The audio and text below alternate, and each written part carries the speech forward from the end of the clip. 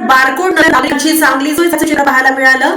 या नुसार विवाह नोंदणी प्रमाणपत्रावर बारकोड नसल्यामुळे अनेक नागरिकांना आधार कार्ड, बँकिंग सेवा तसेच विविध शासकीय कामकाज करताना अडचणींचा सामना करावा लागत असल्याची बाब समोर आली आहे. विशेषतः ऑनलाईन पडताळणी प्रक्रियेत बारकोड नसलेल्या प्रमाणपत्रांना मान्यता मिळण्यात अडथळे निर्माण होत असल्याने नागरिकांमधून नाराजी व्यक्त होत आहे. विवाह नोंदणी अधिकारी DS पटणे यांनी दिलेल्या माहितीनुसार 2025 पासून विवाह नोंदणी प्रमाणपत्रावर बारकोड प्रणाली लागू करण्यात आली आहे. त्यामुळे नव्याने दिल्या जाणाऱ्या प्रमाणपत्रांवर बारकोडची सुविधा उपलब्ध होत आहे. मात्र 2024 पूर्वी विवाह नोंदणी झालेल्या नागरिकांच्या प्रमाणपत्रांवर बारकोड नसल्याने त्यांना विविध शासकीय आणि खासगी सेवांमध्ये अडचणी येत आहेत. विशेषतः आधार कार्ड अपडेट करताना, शासकीय योजनांचा लाभ घेताना, बँक खात्यांशी संबंधित प्रक्रिया पूर्ण करताना तसेच इतर महत्त्वाच्या कागदपत्रांच्या ऑनलाईन पडताळणीवेळी बारकोड नसलेले विवाह प्रमाणपत्र ग्राह्य धरले जात नसल्याच्या तक्रारी वाढत आहेत. परिणामी नागरिकांना वारंवार शासकीय कार्यालयांच्या फेऱ्या माराव्या लागत असून वेळ आणि आर्थिक खर्चही सहन करावा लागत आहे.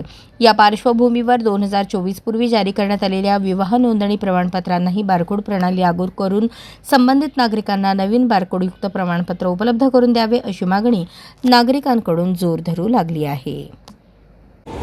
नमस्कार, मी दुय्यम निबंधक DS पटणे तथा विवाह नोंदणी अधिकारी सोलापूर. तर सध्या आमच्याकडे जे लग्न होतात 2.0 मध्ये होतात. 2024 नंतर ही कार्यप्रणाली कार्यान्वित झालेली आहे. तरी आता सध्या काही लोकांचे काय झालेले आहेत 2010 ते 20 मध्ये किंवा 26 म्हणजे 24पर्यंत जेव्हा 1.9 मध्ये होतं विवाह प्रणाली, त्यावेळेस त्यांनी विवाह केलेला आहे. त्यांचं प्रमाणपत्र आहे, त्याच्यावर आमची सही शिक्कासुद्धा आहे.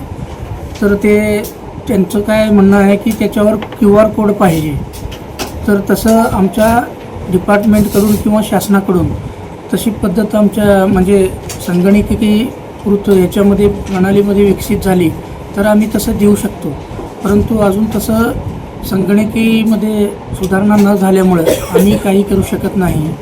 तर जनसामान्य लोकांना ते आधार कार्ड काढण्यासाठी त्यांचा आधार रिजेक्ट होतो आहे, त्यामुळं प्रॉब्लेम येत आहेत.